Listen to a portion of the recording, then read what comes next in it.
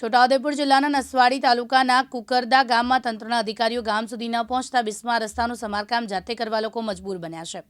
છોટાઉદેપુર જિલ્લાના નસવાડી તાલુકાના કુકરદા ગામના ડુકટા ફળિયામાં લોકો તંત્રના વાકે રસ્તા ઉપર પડેલા મોટા મોટા ખાડાઓ જાતે પૂરવા મજબૂર બન્યા છે। ફળિયાના ભાઈઓ બહેનોએ તગારા પાવડા લઈને જાતે બિસ્માર રસ્તાનું સમારકામ કર્યું। ગામ સુધી પાકો રસ્તો આવેલો છે, પરંતુ પાકા રસ્તાથી ફળિયા સુધી જોડતો રસ્તો હજુ પણ કાચો છે, જેથી ફળિયાનો રસ્તો ભારે વરસાદમાં ધોવાઈ ગયો છે। જ્યારે કોઈ બીમાર પડે તો 108 એમ્બ્યુલન્સ પર ફળિયા સુધી પહોંચી શકે તેવી સ્થિતિ બની ગઈ છે। ત્યારે ગ્રામજનોએ વારંવાર તંત્રના અધિકારીઓને રજૂઆત કરવા છતાં પરિણામ ન મળતા જાતે રસ્તો રિપેર કરવા મજબૂર બન્યા છે। આજરોજ 7 ઓક્ટોબરના અહીંયા અમે લોકો બધા ગામના ભેગા થઈને રસ્તો બનાવવા માટે નીકળ્યા છે અને જે રસ્તા એટલા બધા ખરાબ છે કે અમારે ત્યાં એક મહિલા છે, એ હાલમાં પ્રેગ્નન્ટ છે અને લાસ્ટ મંથ ચાલે છે।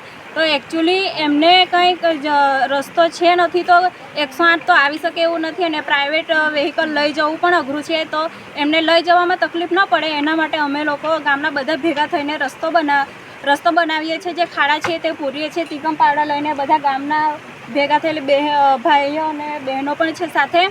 અલ્કેશ તડવી, દિવ્યાંગ ન્યૂઝ, નસવાડી, છોટાઉદેપુર।